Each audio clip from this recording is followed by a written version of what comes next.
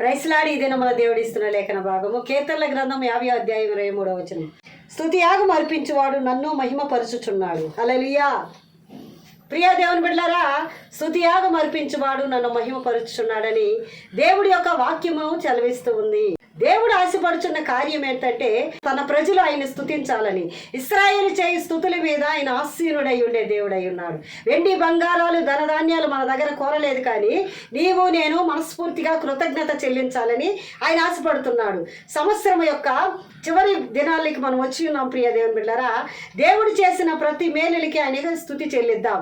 కీర్తనలు 34:1 నేను ఎల్లప్పుడూ యెహోవాని సన్నతించెదను, ఆయన కీర్తి ఎప్పుడు నా నోట నుండునని కీర్తనాకారుడైన దావీదు సెలవిస్తున్నాడు. ప్రియులారా, ఆదికాండం 32:10వ వచనంలో యాకోబు కూడా ప్రభువా ఇంతటి గొప్ప అద్భుతం చేసి అబ్రహాము దేవా ఇస్సాకు దేవా నేను ఈ అపాత్రున్నయ్యా, ఇంత ఆశీర్వాదం నాకు ఇచ్చావు, ఒట్టి చేతికర్రతో యోర్దాను నది దాటాను, 2 పరివారముల గుంపులైతిని, ఎంతగా నన్ను ఆశీర్వదించుటకు నేనే పాటి వాడినయ్యా అని యాకోబు ఆ స్థలంలో దేవునికి స్తుతి చెల్లిస్తున్నట్టుగా మనం చూస్తున్నాం. సమూయేలు 2వ గ్రంథం 7వ అధ్యాయం 18వ వచనంలో ప్రభువా ఎంతగా నన్ను హెచ్చించుటకు నేనే పాటి వాడినని దావీదు మహారాజు సెలవిస్తున్నాడు. ఎంతగా నీవు నా మీద చూపిన కృపను బట్టి నేనే పాటి వాడినయ్యా. ఈ వాక్యం వింటున్న ప్రియ దేవుని బిడ్డలారా, స్తుతియాగం చేయవారు నన్ను మహిమపరుచున్నారు. 10 మంది కుష్ఠరోగులు ప్రియులరా యేసుక్రీస్తు ప్రభువారు వెలుచుండగా దావీదు కుమారుడా నన్ను కరుణించుము అని కేకలు వేశారు.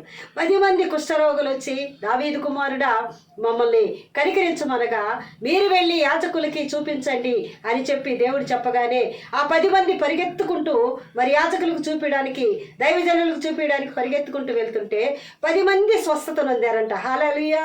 ఆయన ముట్టలేదు, తాకలేదు, ఒక్క మాట చెప్పిన వెంటనే 10 మందికి స్వస్థత కలిగింది. కానీ 9 మంది మరి తిరిగి యేసుక్రీస్తు దగ్గరకు రాకుండా వాళ్ళ ఇంటికి మరి వెళ్ళిపోయారు.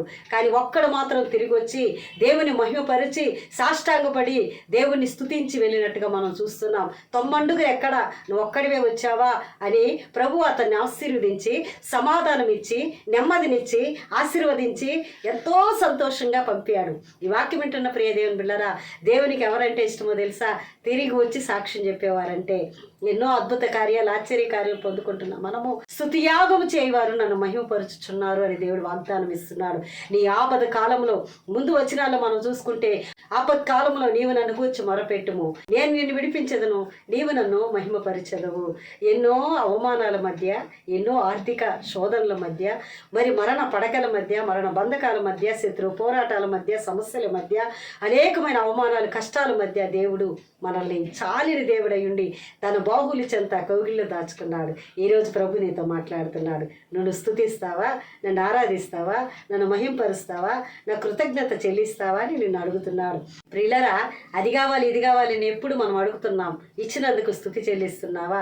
ఈరోజు నేను తినుటకు ఆహారం ఇచ్చి ఉన్నాడు, కట్టుకోవడానికి వస్త్రాలు ఇచ్చున్నాడు, ఉండడానికి ఒక నివాస స్థలం ఇచ్చి ఉన్నాడు, మంచి సంఘాన్ని ఇచ్చాడు, దైవజనుల్ని ఇచ్చాడు, మరి మంచి ఆరోగ్యాన్ని ఇచ్చాడు, ఉద్యోగాన్ని ఇచ్చాడు. ఇంత చేసిన దేవాది దేవుణ్ణి నువ్వు స్తుతిస్తున్నావా? భర్తనిచ్చాడు, భార్యనిచ్చాడు, పిల్లల్ని ఇచ్చాడు, నీ కుటుంబానికి అనేక అవసరాలు ఇచ్చాడు, తల్లిదండ్రులు ఇచ్చాడు, పిల్లల్ని ఇచ్చాడు. ఇంత గొప్ప దేవుడి నీతో ఉండగా నువ్వెందుకు కృంగిపోతున్నావు? స్తుతియాగం నన్ను చెల్లించు, నన్ను స్తుతించు, నన్ను ఆరాధించు, నన్ను మహింపరచు. ప్రియులరా, మరి ఐగుప్తు దేశంలో ఉండే ఫరో దగ్గరికి మోషేని పంపిస్తున్నాడు దేవుడు. ఎందుకో తెలుసా? ఈ జనుల్ని విడిపించమని అడిగాడు. అప్పుడు ఆ జనుల్ని ఎందుకు పంపించాలని ఫరో రాజు మోషే వైపు చూసి అడుగుతున్నాడు. అప్పుడు మోషే నేను ఎందుకు పంపించాలంటే ఈ జనులు నన్ను స్తుతించాలి, ఈ జనులు నన్ను ఆరాధించాలి, నన్ను ఆరాధించువారు ఆత్మతో సత్యముతో ఆరాధించాలని యోహాను సువార్త 4వ అధ్యాయం 24వ వచనంలో ప్రభు చెప్పారు. నన్ను ఆరాధించువారు ఆత్మతో సత్యముతో ఆరాధించాలి. ఈరోజు దేవుడు ఆరాధించమని అడుగుతున్నాడు, నన్ను స్తుతించమని అడుగుతున్నాడు, నన్ను మహింపరచమని అడుగుతున్నాడు.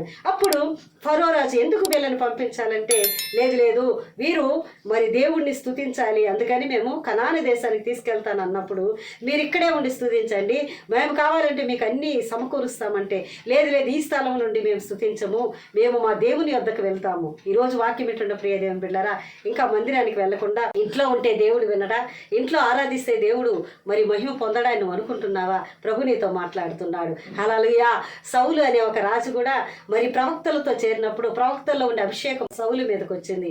సౌలు కూడా ప్రవక్తల్లో ఒకడై ఉన్నాడా అన్నట్టుగా సౌలు రాజు కూడా ప్రవచనాత్మ పొందుకున్నట్టుగా మనం చూస్తున్నాం. నువ్వు పరిశుద్ధులతో కలిసి దేవుని మందిరములు ఆరాధించేటప్పుడు పరిశుద్ధాత్మ శక్తి నీ మీదకి వస్తుంది. పరిశుద్ధాత్మ నీ మీద కమ్ముకొనగా నీ బలహీనతలన్నీ దేవుడు తొలగించి నీకు నెమ్మదినిస్తాడు. స్తుతియాగం చేయవని నన్ను మహింపరుచుతున్నాడు. యాకోబు దేవుని స్తుతించాడు, విడుదల పొందుకున్నాడు. దావీదు దేవుని స్తుతించాడు, విడుదల పొందుకున్నాడు. ఇశ్రాయేలు జనులను దేవుని స్తుతించారు, ఎరికో కూడా కూలేటట్టు చేశారు. ఈ రోజు నువ్వు స్తుతిస్తే నీ లైఫ్లో సమస్త ప్రాబ్లమ్స్, సమస్త కష్టాలు, ప్రతి కన్నీళ్లు తొలగించి స్తుతిల మధ్య ఆసీనుడైన దేవుడు నీ ఇంటిలో, నీ కుటుంబంలో, నీ భవిష్యత్తులో, నీ ఉద్యోగంలో ఆయన ఆసీనుడై ఉండి నీ కొరతలన్నీ తీర్చబోతున్నాడు. ఆమేన్.